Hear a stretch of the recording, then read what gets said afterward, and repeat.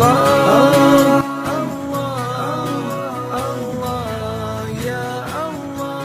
Allahu Akbar, Allahu Akbar, Allahu Akbar,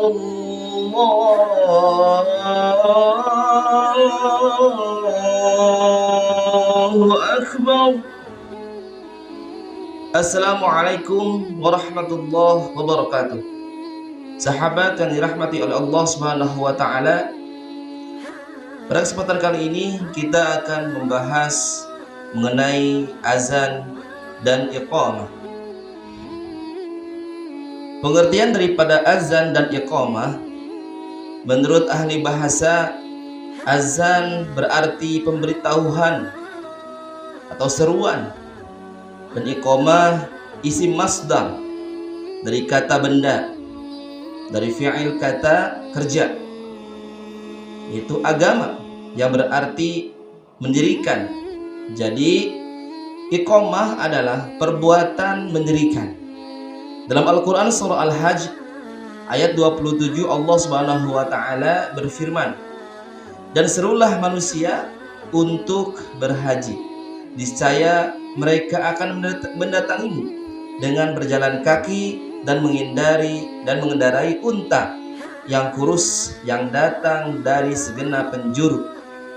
Sedangkan menurut istilah fuqaha, azan ialah ucapan-ucapan yang tertentu dengan diketahui telah tibanya waktu sholat fardu. Dengan demikian, umumnya para fuqaha mendefinisikan mengenai azan.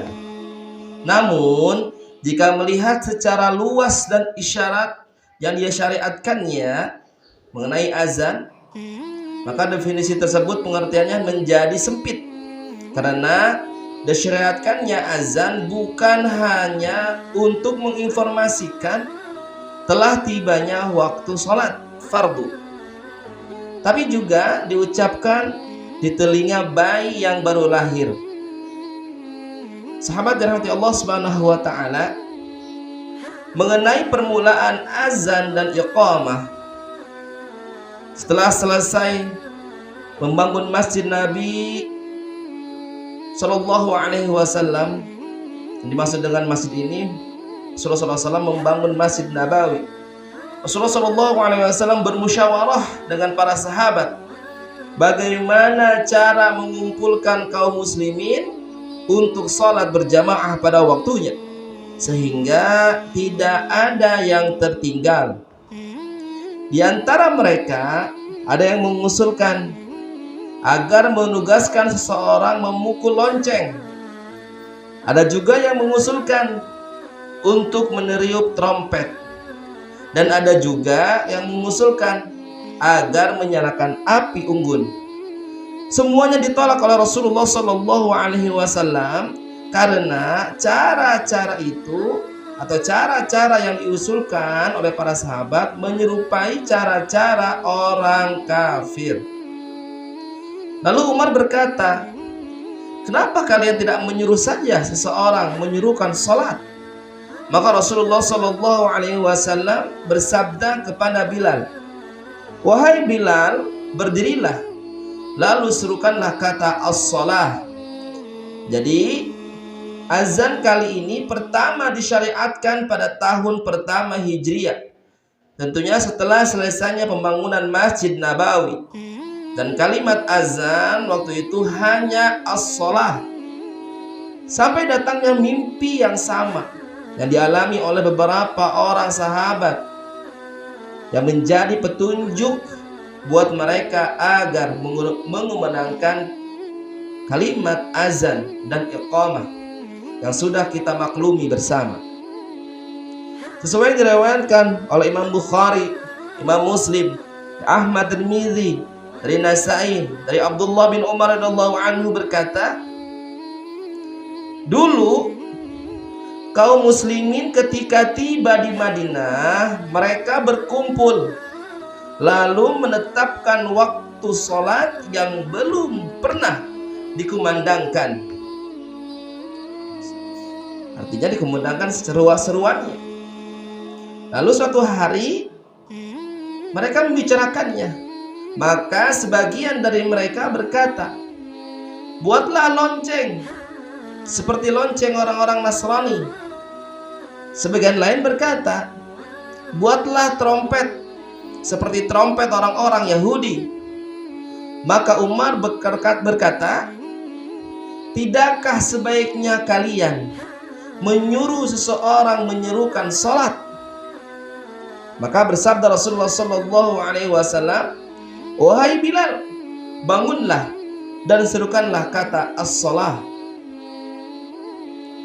Para sahabat rahmat Allah Subhanahu wa taala, mengenai keutamaan azan sesuai dalam Al-Qur'an surah Fussilat ayat 33, Allah Subhanahu wa taala berfirman, siapakah yang paling baik ucapannya dari orang yang menyerukan ke jalan Allah Subhanahu wa taala dan beramal soleh dan berkata, sungguhnya aku termasuk orang yang berserah diri.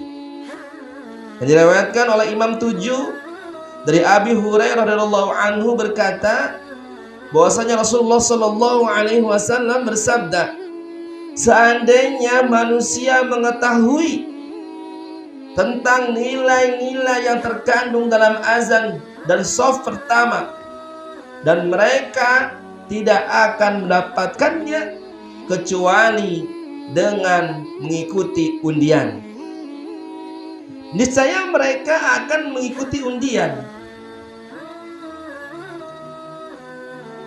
Para sahabat radhiyallahu subhanahu wa ta'ala, mengenai hukum azan dan iqamah bagi muslim laki-laki yang hendak sholat fardu di suatu tempat, baik sholat ada maupun sholat qadha, disunahkan azan dan iqamah tanpa azan bagi wanita.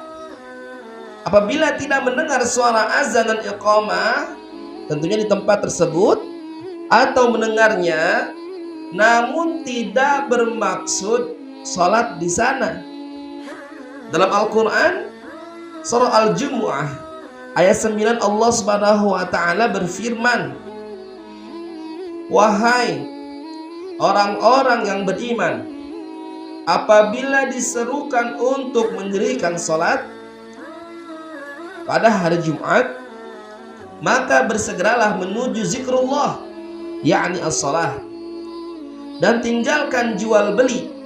Tentunya yang demikian itu lebih baik bagimu jika kamu mengetahuinya.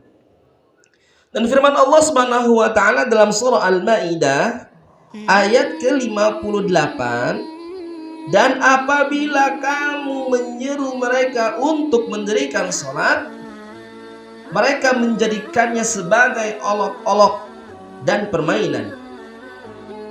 Sesuai yang diriwayatkan oleh Imam Bukhari dan Imam Muslim dari Imam Malik bin Al-Huwairish radhiyallahu anhu berkata, bahwasanya Rasulullah sallallahu alaihi wasallam bersabda, maka apabila telah tiba waktu salat, azanlah untuk kamu seseorang dari kamu.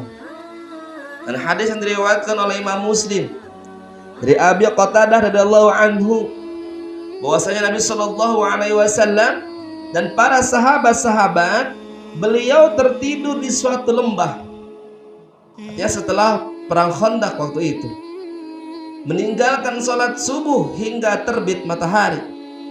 Kemudian ketika mereka bangun, beliau menyuruh mereka pindah dari tempat itu karena di tempat itu ada syaitan. Lalu mereka pergi hingga matahari tinggi. Kemudian beliau berwudu dan menyuruh Bilal berazan. Dan beliau sholat qabliyah subuh 2 rakaat. Kemudian sholat subuh. Sunnah azan yakni 1 kali untuk sholat terbilang dan iqamah 9 sholat yang didirikan. Baik sholat berbilang itu qadha semuanya atau qadha dan ada semua, seperti halnya dalam salat jamaah. Diriwayatkan oleh Imam Muslim dan Abu Daud dari Jabir radhiyallahu anhu berkata,